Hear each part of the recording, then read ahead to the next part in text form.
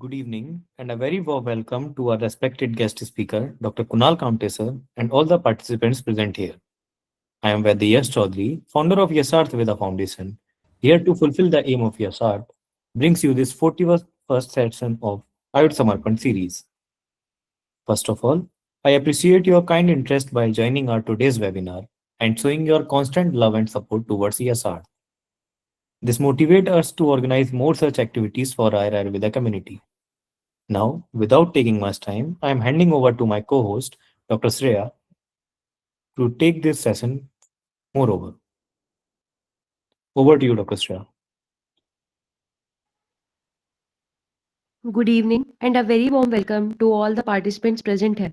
First of all, I would like to thanks a lot Vedyash Chaudhary sir for giving me this opportunity to introduce this webinar and our today's guest speaker, Dr. Kunal Kamthe sir. Sir is director of Dr. Kamthe Piles Clinic Private Limited, Pune. Sir is also president of Mangal Medical and Research Foundation, Pune. Sir is renowned clinician with extensive experience in Ayurvedic proctology. Sir is also awarded with many national and international awards for his excellence in practical and clinical work in the field of Ayurvedic proctology. Sir has conducted several workshops and events such as Anorectal Disease Workshop, Shushruth Award Ceremony, and much more. Sir has also been speaker in many valuable events. This webinar is in collaboration with our educational partner RGC Pre-PG Classes Udaipur, expertise in AIPGAT, AMO, NEXT and all other Ayurvedic exams, and our co-organizer Shri Mhota Rasayan Shala Hathras.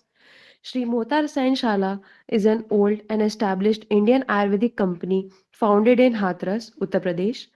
It manufactures a wide range of traditional Ayurvedic medicines, including classical formulations and proprietary products, and combines ancient wisdom with modern scientific validation in its GMP certified facility. The company is known for making high quality products for holistic wellness and is trusted by many physicians and consumers. Our associate partner, Ayurving, India's first edtech platform, from where you can have access to Ayurvedic certificate courses, classes, educational materials, digital tools, and much more. So now, without wasting much time, I am handing over to our speaker, Dr. Kunal sir. Over to you, sir. Hello good evening to all. Madam आप PPT share करेंगे या मैं करूं? Hello hello sir, आप अपनी site से कर सकते हैं। ओके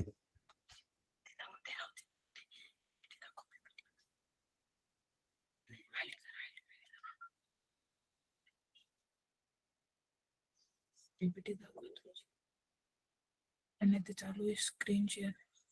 कुठे आहे ते पीपीटी? अच्छा, तुमची पीपीटी कुठे आहे? डेस्कटॉपला आहे. ये कुठं करू? प्रेझेंट कुठनं करत आहे?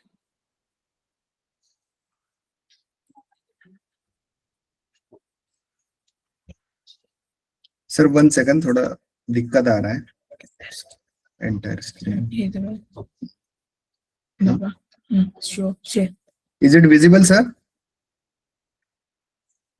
Yes, sir, it's visible. Is it clear? Yes, sir.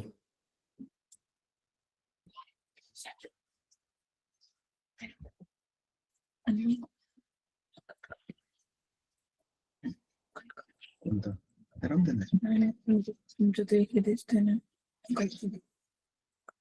कोणतं? हे हे हा. हे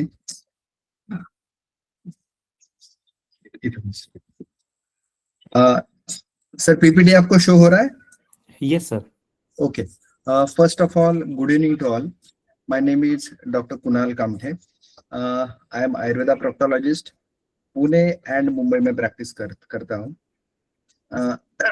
हम जो एक इस सीरीज में 12 जनवरी से एक जो certificate course in anorectal diseases ले रहे हैं for the general practice and specially for Ayurveda practitioners, तो उसका ये है इंट्रोडक्टरी एक लेक्चर हम ले रहे हैं।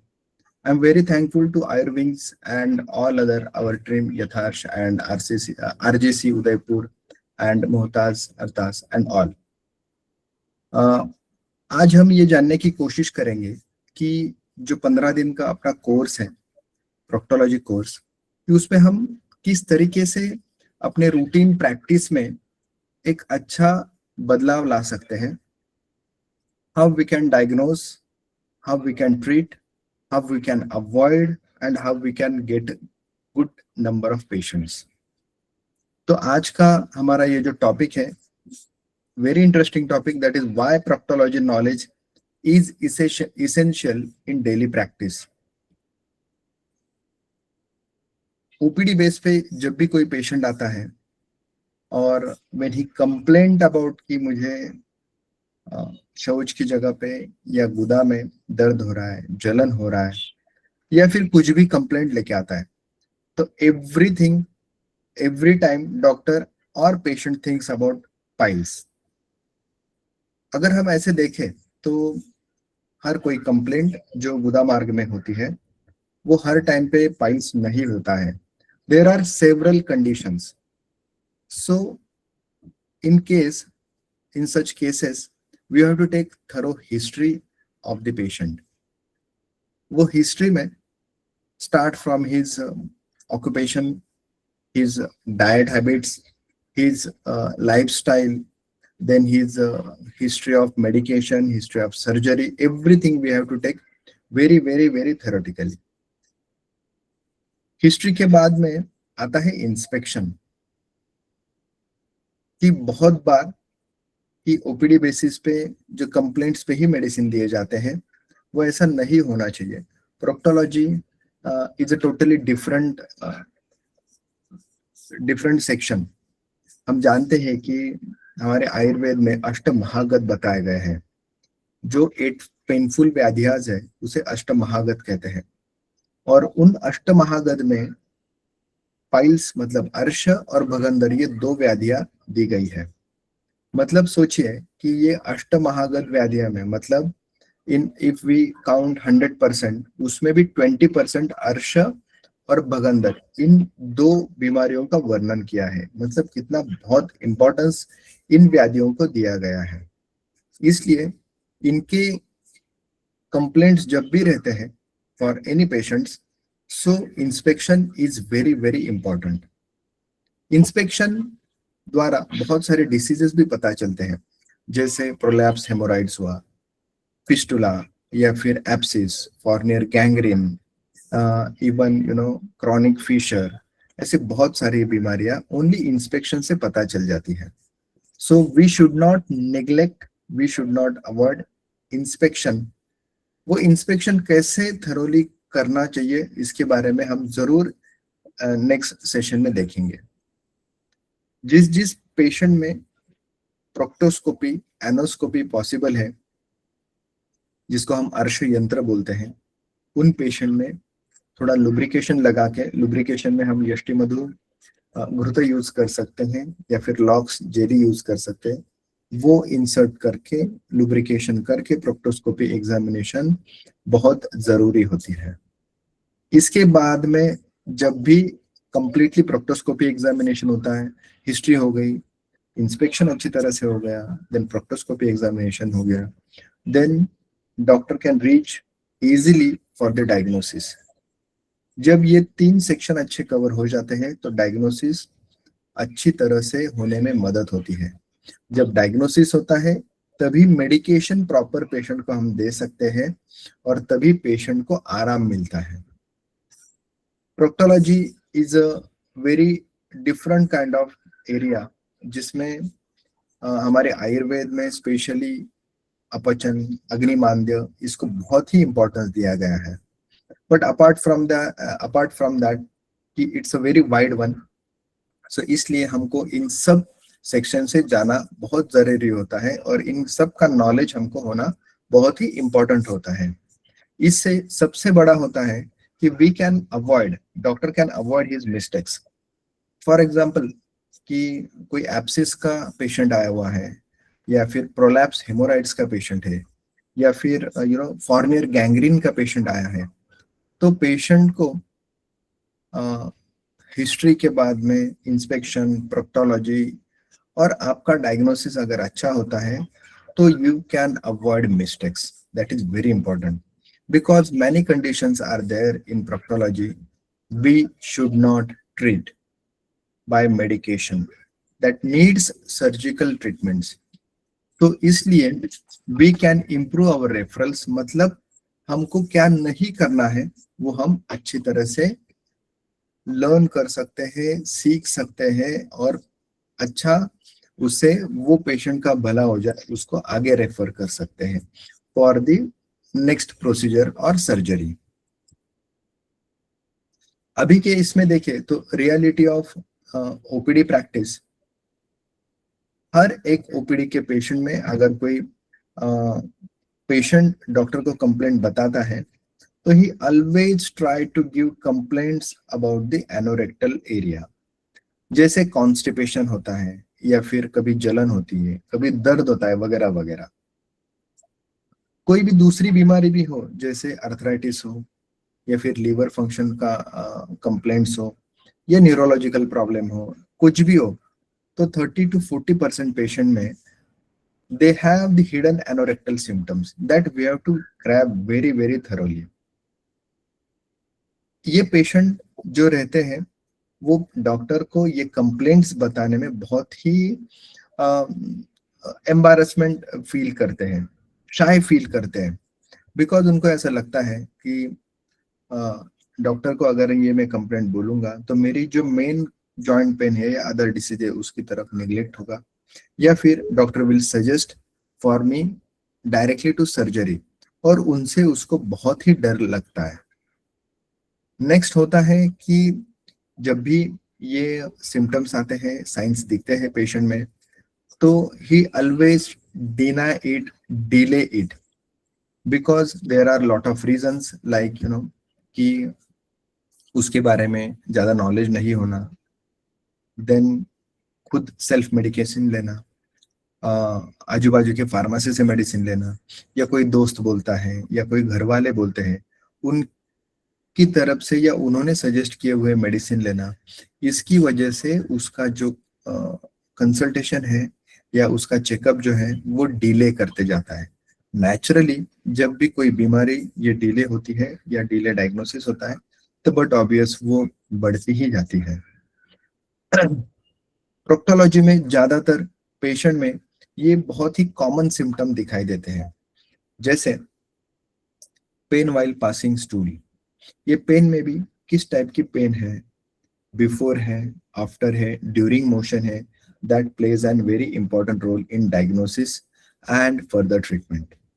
ब्लीडिंग पर रेक्टम, ब्लीडिंग किस टाइप की होती है, ब्लीडिंग बिफोर मोशन होती है, विथ स्टूल होती है, या आफ्टर डेफिकेशन होती है, whether it is clotted bleeding, whether it is a fresh bleeding, किस टाइप की ब्लीडिंग है, that is also an important. Next होता है कि उस जगह पे ईचिंग और पस डिस्चार्ज. ईचिंग जो होती है एनोरेक्टल एरिया में, there are lot of reasons like कृमि रोग, जिसको हम वर्म इन्फेस्टेशन बोलते हैं, तो उस बीमारी में ईचिंग बहुत ही होती हुई दिखाई देती है. देयर आफ्टर पस डिस्चार्ज फ्रॉम एनस और अराउंड फ्रॉम एनस, ये भी एक सिम्टम कुछ पेशेंट में दिखाई देता है, जो एप्सिस या फिस्टुला हम उसको डायग्नोस कर सकते हैं.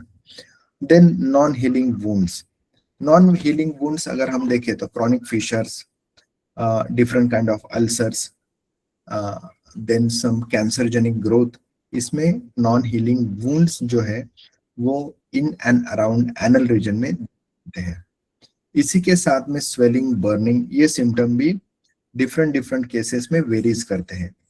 So it is an very important in reality of OPD practice, ये सब symptom we should no, and as per the symptom we have to diagnose, we have to manage, and we have to treat the patient or we have to refer the patient.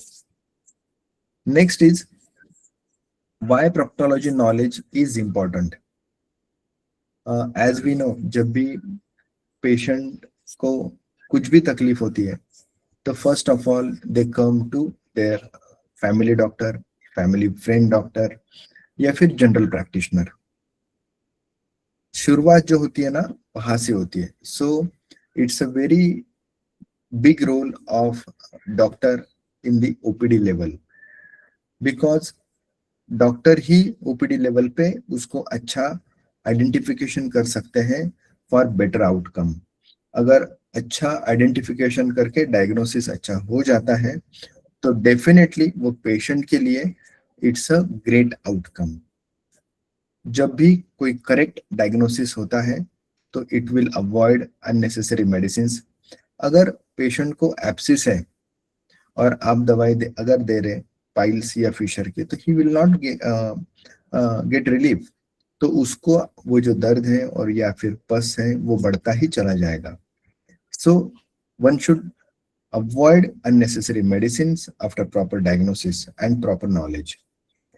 Then delayed surgery, जैसे abscess है, फॉर्नियर gangrene जैसा लग रहा है, या फिर fistula है, या रेक्टल ब्लीडिंग बहुत हो रही है and it needs a surgery. अगर नॉलेज अच्छी आ जाती है तो प्रॉपर डायग्नोसिस होगा, उससे वो पेशेंट का जो ऑपरेटिव करने की जरूरत है वो डिले नहीं होगी। That is very very very important. या कुछ क्रोनिक डिसीज होते हैं, लाइक क्रोनिक फिस्टुला है या फिर रिकरेंट फिस्टुला होता है, या रेक्टल प्रोलैप्स जैसी बीमारियां होती है, ये क्रोनिक डिसऑर्डर्स में आते हैं। तो वो भी अवॉइड नहीं होगी और पेशेंट के लिए हम अच्छा एक डिसीजन, एक ओपिनियन दे सकते हैं। इससे क्या होगा? First of all builds a patient trust. इससे ये सबसे इम्पोर्टेंट है। हम सबको पता है we are doctors, we are white collar. So हम अपने नाम के लिए बहुत ही इम्पोर्टेंस देते हैं। Our name is very important. तो इसीलिए जब कोई पेशेंट अच्छा होता है, उसको अच्छा रेफरिंग मिलता है, तो डेफिनेटली उसका जो ट्रस्ट होता है वो डॉक्टर के ऊपर, हमारे ऊपर अच्छा बिल्टअप हो जाता है। जब आप बहुत सारे पेशेंट देखेंगे, आपको एक कॉन्फिडेंस आ जाएगा कि नहीं, my diagnosis is right one. तो डेफिनेटली आपको पेशेंट रेफर करने का एक अलग कॉन्फिडेंस आ जाता है। I always say to my students कि क्या नहीं करना है वो पहला सीखिए। करना तो आसान है, पॉसिबल भी है, लेकिन क्या अवॉइड करना है और क्या नहीं करना है वो बहुत ही इंपॉर्टेंट है। हर एक केस हमको नहीं करनी चाहिए। हर एक पेशेंट के बारे में we have to understand. Fournier gangrene, perineal abscess, rectal abscess, prolapse piles, complex fistula या फिस्टुला इनानो, रेक्टल पॉलिप, ये सब कुछ जो बीमारियां होती है, ये it cannot cure by medicine, it needs a surgical approach. ठीक है, अपने क्षार कर्मक, क्षार सूत्र, बहुत सारी ट्रीटमेंट इसमें अवेलेबल है। एडवांस मॉडर्न ट्रीटमेंट इसके लिए अवेलेबल है। तो हमको क्या नहीं करना चाहिए वो भी हम इस सेशन में 12 तारीख के सीखने वाले हैं। देन अपना कॉन्फिडेंस इससे बढ़ेगा। डेफिनेटली ये सब जब होगा, ट्रस्ट बढ़ेगा, क्या नहीं करना है वो हम अच्छी तरह से कर पाएंगे और it will protect from medico legal risk. बहुत ही इंपॉर्टेंट है। जब कोई एब्सिस का पेशेंट आता है या एनो रीजन में स्वेलिंग है, फीवर आया है, बहुत दर्द हो रहा है, तो we just think about the कि कुछ इन्फेक्शन हुआ है या छोटा एब्सिस हुआ है, या फिर कोई बॉइल हुआ है, जो छोटा सा एब्सिस हाथ पैरों में आता है वैसा हम सोचते हैं। लेकिन हर टाइम पे जो पेरियानल में रीजन ऐसा स्वेलिंग आता है, that is not always a small abscess. It may convert into a rectal abscess or Fournier gangrene or anything. So ऐसा ना हो कि हमने डायग्नोसिस गलत किया और वो पेशेंट बाद में फॉर्नियर गैंग्रीन या फिर कुछ कॉम्प्लिकेशंस में चला गया। तो इसीलिए हमारा डायग्नोसिस बहुत ही अच्छा होना चाहिए। डायग्नोसिस के बारे में क्या क्या कौन से कंडीशंस होने चाहिए, ये भी हम देखने वाले हैं. So, general practitioner is the first and most important gatekeeper in the proctology cases. These are the common conditions we can see every day. Most common proctology disorders, that is the piles, fissure, fistula. मतलब अर्श, परिकर्तिका और भगंदर, ये 3 जो बीमारियां होती है, ये ज्यादातर रूटीन प्रैक्टिस में बहुत ही दिखाई देती है. इसी के साथ में perianal abscess, pruritus ani, pilonidal sinus, rectal polyp, ये भी बीमारियां हमको दिखाई देती है. सी, इंस्पेक्शन से ही more than 90% cases can be suspect and can be diagnosed. So, इसका थरो नॉलेज होना बहुत ही इंपॉर्टेंट है. हम जानते हैं कि आचार्य सुश्रुत ने सुश्रुत संहिता में बहुत ही अच्छी तरह से इसके डायग्नोस्टिक टूल भी दिए हुए. मॉडर्न के भी बहुत सारे टूल इसके लिए अवेलेबल है, बहुत सारे टेक्निक्स अवेलेबल है. बस इसको अच्छी तरह से सीखना बहुत इंपॉर्टेंट होता है. अभी जब भी पेशेंट आता है तो हमने ये देखा है कि उसको इंस्पेक्शन करना चाहिए, देन प्रोक्टोस्कोपी करना चाहिए, लेकिन वो कैसे की जाती है, उसकी भी एक मेथड होती है. जनरली डायग्नोसिस ओपीडी लेवल पे होता है, तो what should do and what is the correct approach, that is very important. Generally कि डिटेल हिस्ट्री लेना इंपॉर्टेंट है. देन जो पेशेंट को ऐसे एम्बैरेसिंग लगे, डर लगे या उनको शाय फील हो, ये जो क्वेश्चंस होते हैं ना, वो बहुत ही ट्रिकी पोजीशन में पूछना बहुत ही इंपॉर्टेंट रहता है. और inspection and digital rectal examination with proctoscopy, ये इंपॉर्टेंट रहता है. तो ये जो फिजिकल एग्जामिनेशन होती है, इंस्पेक्शन होती है, वो हमको ये 2 पोजीशन में करना बहुत ही अच्छा रहता है. First, I prefer for लिथोटॉमी position. लेकिन जनरल ओपीडी में जो अपने रूटीन प्रैक्टिशनर होते हैं, लिथोटॉमी का टेबल नहीं होता है. One cannot rise that table, one cannot adjust that heights and all. So वो लेफ्ट लैटरल पोजीशन में भी थरो एग्जामिनेशन कर सकते हैं कि लेफ्ट लैटरल पोजीशन में कौन से कंडीशन में देखना चाहिए और लिथोटॉमी पोजीशन कौन से कंडीशन में देखना चाहिए. That plays an very important role. इसके साथ में कि रेड फ्लैग्स क्या है वो हम आगे देखेंगे इस नेक्स्ट स्लाइड में, कि what is the red flag during inspection. कि जब भी हम इंस्पेक्शन कर रहे हैं, हिस्ट्री के बाद में इंस्पेक्शन कर रहे हैं, प्रोक्टोस्कोपी एग्जामिनेशन कर रहे हैं, प्रोक्टोस्कोपी एग्जामिनेशन किस कंडीशन में करनी चाहिए, किस कंडीशन में नहीं करनी चाहिए, that plays a very important role. What are the red flags is very important. We'll see the photographs and then we have to decide कि inspection हो गया, आपका diagnosis हो गया, then what should not do, what should do, ये decide हो गया. Then किस condition में क्या conservative treatment जरूरी है. आयुर्वेद and modern, ये दोनों अलग अलग पैथी होती है, but our aim is to give relief to patients. Ayurveda में जो अग्निपाचक मेडिसिन है, अग्निदीपक पाचक दीपक मेडिसिन है, और जो रक्तस्राव मतलब हेमोस्टैटिक मेडिसिन है, ये बहुत अच्छी मेडिसिन है. So one can do the practice after identifying, after choosing the perfect medicine for perfect complaints. That is very important. और उसके बाद में रेफरल एंड इमरजेंसीज क्या क्या होती है इसमें, वो भी हम इसमें देखने वाले हैं. OPD mistakes, what OPD mistakes we can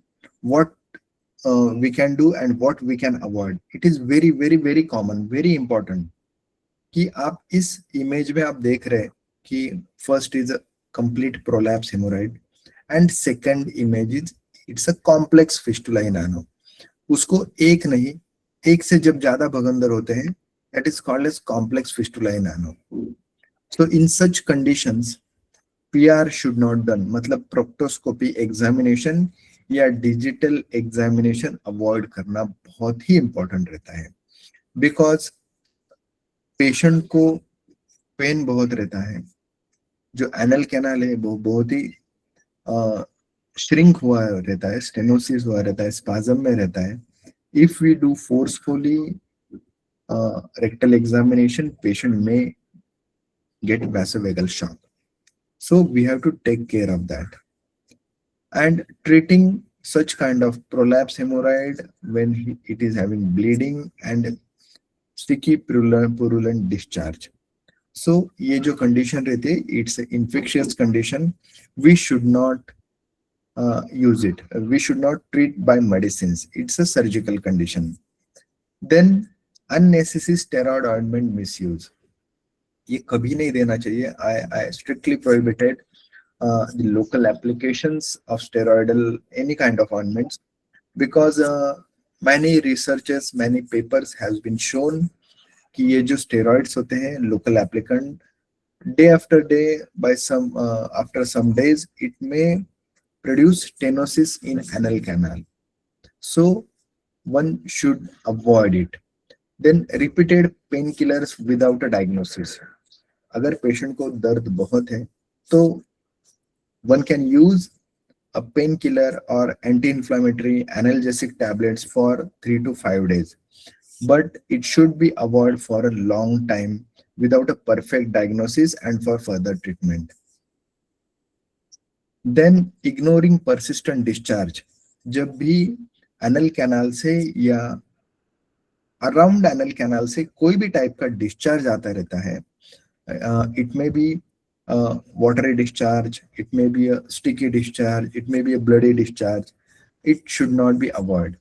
Generally ये sticky discharge जो आता है, as we know, ये IBS ग्रहणी का एक बहुत ही prominent लक्षण दिखाई देता है, या कोलाइटिस जैसी बीमारी है, या फिर कैंसर में भी ऐसे bloody discharge होते हुए दिखाई देते हैं. Then delaying referral in fistula. See, fistula cannot treat by medicines. Only symptom of the fistula can be treated, like we can reduce the discharge, we can reduce the pain, etc. But fistula एक infection से होने वाली बीमारी होती है. जब भी वो पाइपलाइन जैसा एक स्ट्रक्चर तैयार हो जाता है अंदर, तब उसको आपको ऑपरेट करना पड़ता है. There are different kind of operations like Sharsutra, fistulectomy, etc., etc. Lot of treatments can do, but that is a very important कि इसमें हमको referral करना जरूरी है. We should not delay in referral, especially for fistula in ano. And no perianal examination. अगर हम देख रहे हैं कि इस फोटोज में like prolapse hemorrhoids दिख रहा है, then complex fistula दिख रहा है. Complex fistula, you can do perianal examination to check whether internal opening or internal crypt is present at 6 o'clock or 12 o'clock. That's it. But in certain conditions like this, one should avoid the digital examination. That is very important. See, such condition अगर patient आता है तो उसको refer करना कभी भी अच्छा रहता है. अगर हम पेशेंट को गलत ट्रीटमेंट देते हैं तो अपना एक ट्रस्ट जो होता है वो कहाँ तो कम हो जाता है. That is very bad for us. So और पेशेंट का बीमारी भी बढ़ जाता है. सो ऑलवेज टेक केयर कि हमको इसमें से यही सीखना है कि हमको अच्छा प्रोक्टोलॉजी में क्या सीखना है जिससे पेशेंट का बीमारी भी ठीक हो, बीमारी ना बढ़े और हमारा एक ट्रस्ट अच्छा बिल्टअप हो जाए. These are the common anorectal diseases we can see in day-to-day practice. Just we are going thoroughly in brief that what are the fissure in ano. Fissure in ano Ayurveda में हम इसको परिकर्तिका ऐसे संबोधते हैं, जिसके typical symptom रहते हैं जैसे severe pain during and after stool, fresh bleeding, burning and severe clotted blackish bleeding, blackish bleeding. ये जो ब्लीडिंग रहता है वो ब्लीडिंग विद स्टूल और आफ्टर स्टूल भी आ सकता है.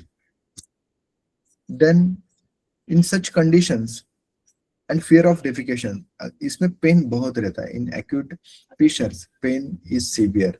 सो पेशेंट जो रहता है वो डेफिकेशन मतलब मोशन के लिए जाने में बहुत ही डरता है, because after motion he is having too much pain. Then what we should do, what general practitioner should do, he should maintain the stool regulation. Ayurveda में बहुत ही अच्छे मेडिसिन हम जानते हैं, स्टार्ट फ्रॉम गंधर्वहरी तक ही अप टू इवन इच्छा विधि, ये तो बहुत स्ट्रांग हुआ। इवन कैस्टर ऑयल और ghee is also good medicine. So to maintain the stool regulation is very important. तो स्टूल रेगुलेशन में हमको किस कंडीशन में क्या मेडिसिन देना है, कौन से कंडीशन में क्या मेडिसिन देना है, that is very very important. Local treatment जो होती है उसमें हमको क्या देना है, लाइक हम जात्यादि देते हैं, लॉक्स जेली अप्लाई करते हैं, वो कौन से कंडीशन में क्या लगाने के लिए देना है। पेन कंट्रोल किस कंडीशन में कौन सा एनाल्जेसिक देना है, हमारे जो गुगुड़ कल्प है उस वो कौन से कंडीशन में इस्तेमाल करने हैं, that is also an important. अगर आपको ब्लीडिंग बहुत ही दिखाई दे रही है, क्लॉटेड ब्लीडिंग है, ब्लैकिश है, तो फिर आपको कोलोनोस्कोपी करना जरूरी है। उसके क्या क्या कंडीशंस होते हैं, and for that what you should do, that also plays an very important role. Acute fissure में डिफरेंस क्या है और क्रॉनिक फिशर में डिफरेंस क्या है, वो हमको फिशर के बारे में जानना बहुत ही जरूरी रहता है। सो ये फिशर के जो पूरे लक्षण होते हैं ये हमको जानना जरूरी रहता है फॉर द फर्दर मैनेजमेंट। सो हमको इसमें क्या क्या अवॉइड करना है, ज्यादातर लोग बहुत सारे दिन तक ऑइंटमेंट देने के लिए लगाने के लिए देते हैं। So one should avoid long term ointments that may cause further anal stenosis और एनल स्पाज्म और डिलेड रेफरल, मतलब अगर उसको फिस्टुला या एब्सिस में कन्वर्ट होता है तो it is very bad. So delayed referral भी अवॉइड करना है और लॉन्ग टाइम मेडिकेशन भी अवॉइड करना है, that plays important role. Next जो बीमारी होती है वो होता है पाइल्स, अर्श, हेमोराइड्स, जिसमें एक तो पेनलेस ब्लीडिंग दिखाई देता है स्पेशली इंटरनल हेमोराइड्स में, लेकिन जब ये पाइल्स फिशर के साथ में होता है, if patient is having fissure then it is a painful bleeding. Then prolapse sensation, मतलब it's a type of grades, like piles के जो ग्रेड्स होते हैं, first grade, second grade, third grade and fourth grade, तो इसमें अलग अलग symptom देते हैं, दिखाई देते हैं। यहाँ पे हम देख रहे हैं कि first is prolapse haemorrhoid, then second is third grade internal haemorrhoid, then next is external thrombosed piles, then fourth is internal thrombosed piles। ऐसे पाइल्स के हेमोराइड्स के अलग अलग टाइप्स दिखाई देते हैं। तो प्रैक्टिशनर का ये बहुत ही इंपॉर्टेंट रोल है कि he should suspect, he should diagnose perfectly the gradation as given, like first grade internal hemorrhoid है, second grade internal hemorrhoid है, third grade है, fourth grade है, या फिर थ्रोम्बोज्ड है। इसमें भी बहुत सारे छोटे छोटे अलग अलग सब टाइप्स भी आते हैं, but those are the important, we should know that. कभी कभी जब इंटरनल थ्रोम्बोज्ड होता है तो वो एक अंदर से स्वेलिंग जैसा फील होता है, बट इट ब्लीड्स। सो ये जो होता है ये मिस डायग्नोसिस नहीं होना चाहिए। ये हम डायग्नोस्टिक किट अलग अलग टूल पे देखेंगे और हाउ टू डू डायग्नोसिस ये भी देखने वाले हैं। जब भी आपका डायग्नोसिस होता है तो we have to counsel patient very very very thoroughly, because it's a private part और ये दिखाई नहीं देता है पार्ट, इसलिए पेशेंट जो ऑलवेज डरा हुए कंडीशन में रहता हुआ है हमको दिखाई देता है, स्पेशली फीमेल्स। सो जब भी इसका इंस्पेक्शन होता है तो we should counsel the patient very very nicely, very softly about his lifestyle, whole diet and his exercise, and about his disease we have to explain very well. Third जो बीमारी आती है वेरी कॉमन होती है, that is called as fistula, मतलब भगंदर। ये जो बीमारी रहती है ज्यादातर लोगों में बहुत ही साइलेंट तरीके से रहती है, और इसके जो सफरर रहते हैं वो बहुत क्रॉनिक हमको दिखाई देते हैं। Very few cases we can see कि आज फिस्टुला हुआ है, मतलब आज उसकी शुरुआत हुई है और तुरंत उसका डायग्नोसिस हुआ है and then patient has done the proper treatment. So जब भी कोई पेशेंट को रिकरेंट बॉइल्स होते हैं या परसिस्टेंट डिस्चार्ज आता है, वेदर फ्रॉम एनस और from external boil, non healing wound दिखाई देती है और हिस्ट्री ऑफ एब्सिस रहता है, these are the warning signs of fistula in ano. So we have to go for the further investigation like MRI or fistulogram or endoanal scan. Lot of investigations are there.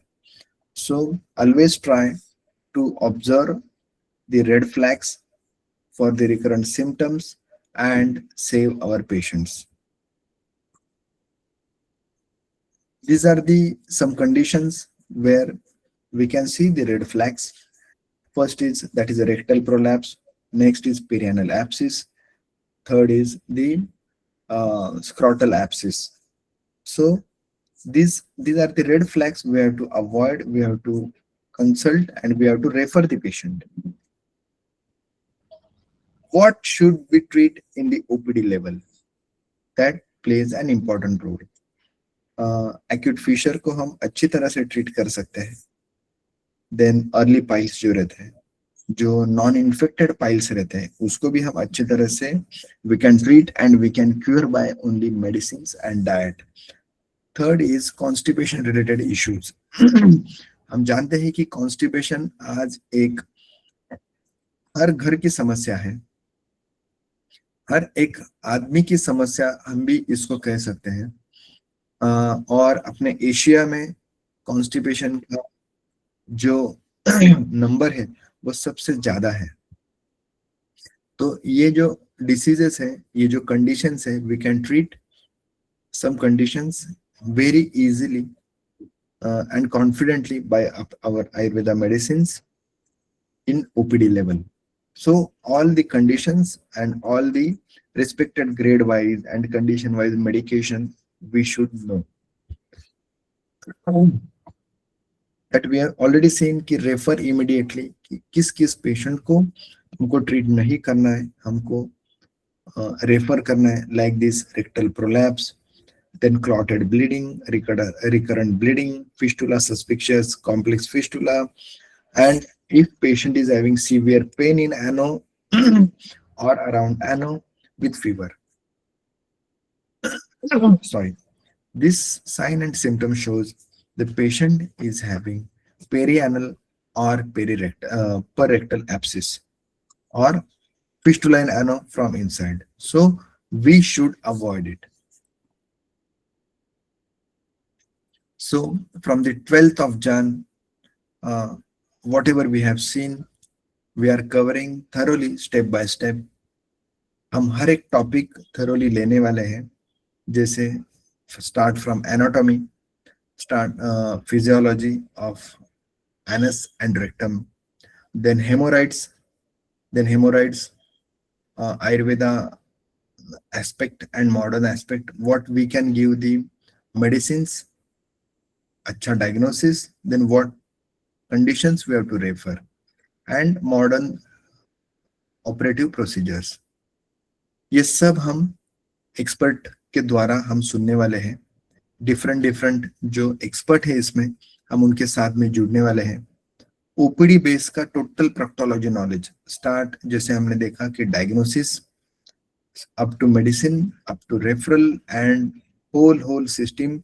Even we will learn the practical diagnosis skill like our Kshara Karma, Kshara Sutra preparation and its application. Whole video and PPT we are going to share you.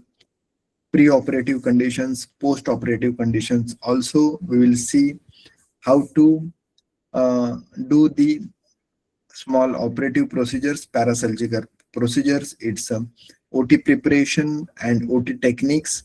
We are fully loaded 15 days course for you तो ये proctology बहुत ही छोटा सा word लगता है, but it's a very wide one. और मैं हमेशा कहता हूँ कि जैसे जैसे होटल की संख्या बढ़ रही है, लोगों का खाना बाहर ज्यादा बढ़ रहा है, तो वैसे वैसे ही ये प्रोक्टोलॉजी के केसेस बढ़ रहे हैं। WHO का एक विधान है कि हर एक आदमी को उसके लाइफ में एक बार तो पाइल्स होके जाता है, बट हर एक पेशेंट को ऑपरेटिव की जरूरत नहीं होती है। It can be cover by medicine and it's diet.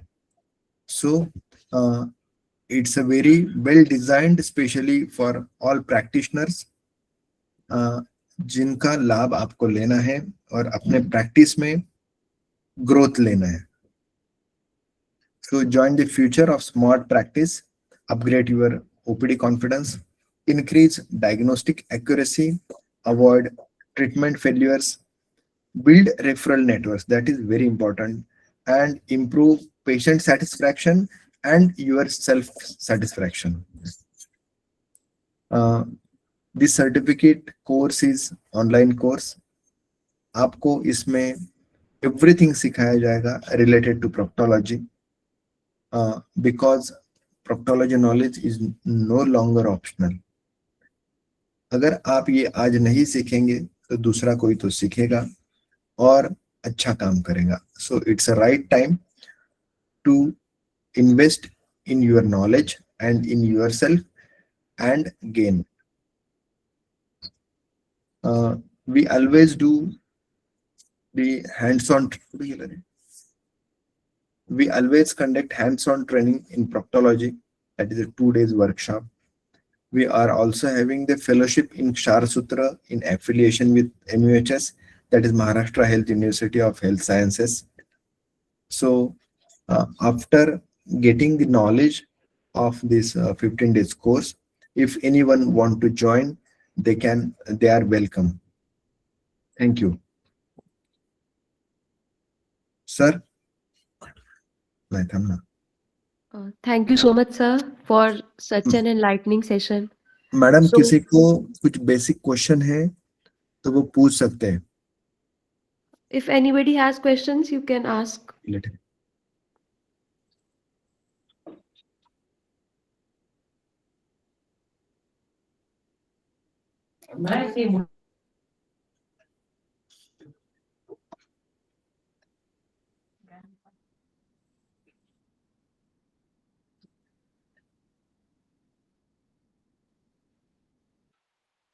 ऐसे जाने का कई बार.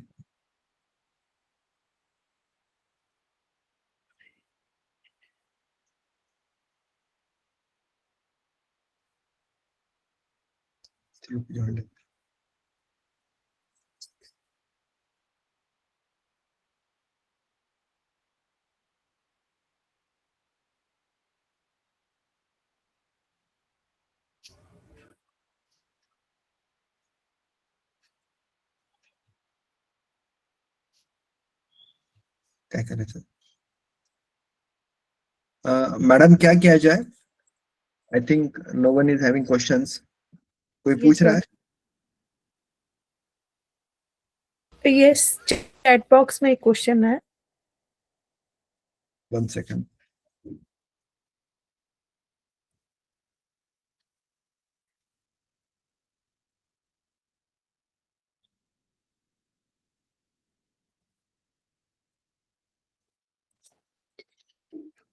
Hello, good evening sir. Yes sir. Sir how मतलब हम कैसे मैनेज कर सकते हैं, जैसे पोस्ट ऑपरेटिव जो पेन होती है वो हम एक्सटर्नल पाइल मास रिमूव करते हैं, जो एक्सीजन करते हैं, तो उसमें ज्यादा कंप्लेंट आती है कि ऑटोनॉमिक और सोमैटिक नर्वस सिस्टम की वजह से.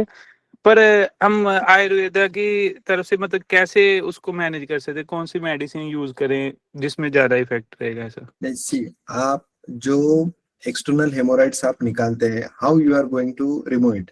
आप कैसे उसको रिमूव करते हैं? सर FGL करके फिर उसे सर एक्सरसाइज करते हैं सर, उसको फिर डायसेक्ट नहीं, करते हैं. देखिए HL जो किया जाता है ना, तो HL वो इंटरनल हेमोराइड्स के लिए किया जाता है, right?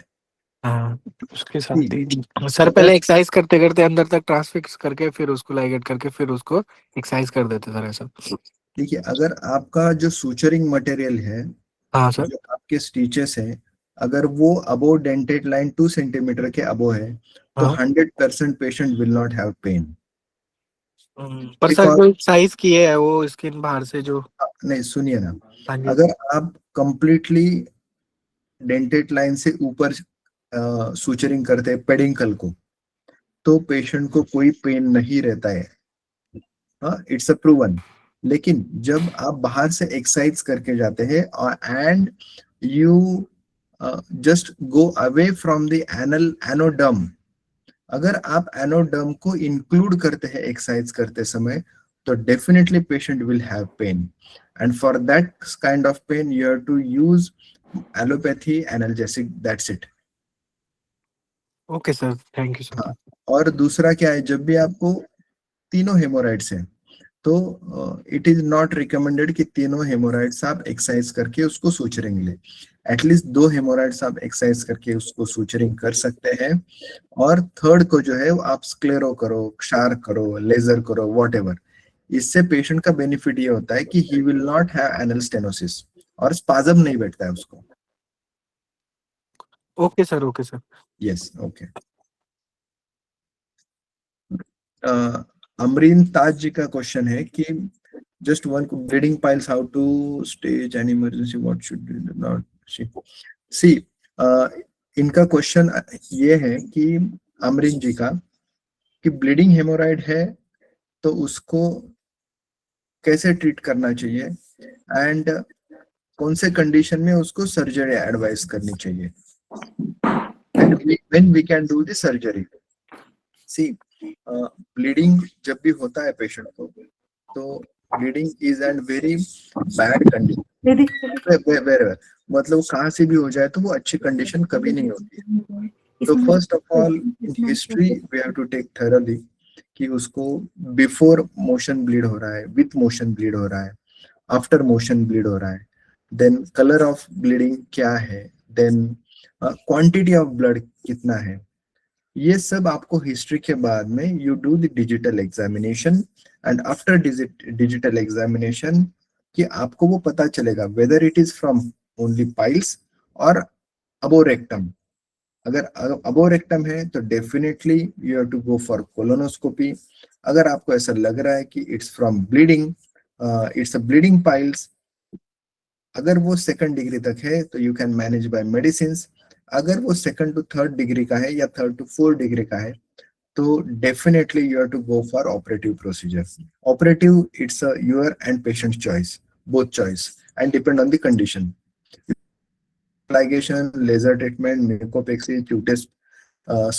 cutaneous mucopexy, or you can do hemorrhectomy, you can do rubber band ligation, you can do Kshara ligation, you can do anything.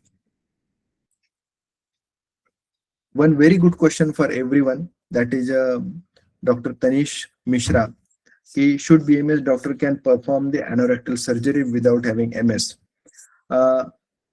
Plain BMS doctor can do Kshar Karma and Kshara Sutra, but you have to have the permission from your state government. You know, like Maharashtra is allowed for BMS,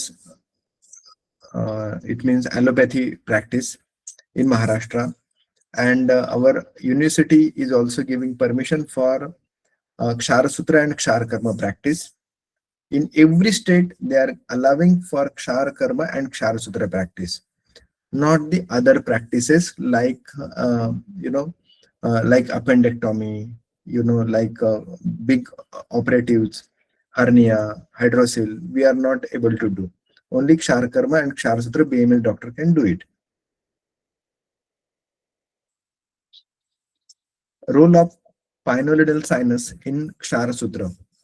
See, pilonidal sinus is nothing but is our nadi brain, and if you remember, Sushruta has not mentioned Kshara Sutra especially for such kind of disease. But In Nadi Vrana, he has mentioned the Kshara Sutra Chikitsa. So for all kinds of Nadi Vran, we can do Kshara Sutra Chikitsa, and it is wonderful, wonderful results. Kshara Karma and Kshara Sutra, both we can do in pilonidal sinus.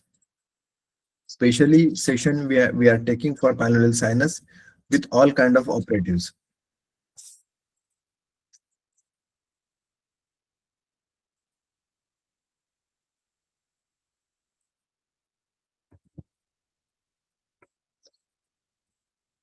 I confirm. Thank you, sir. Yes, madam. So, before ending this session, I would like to share this information to everyone's knowledge that today is the last day for registering in our certificate course on Ayurveda management of anorectal disorders.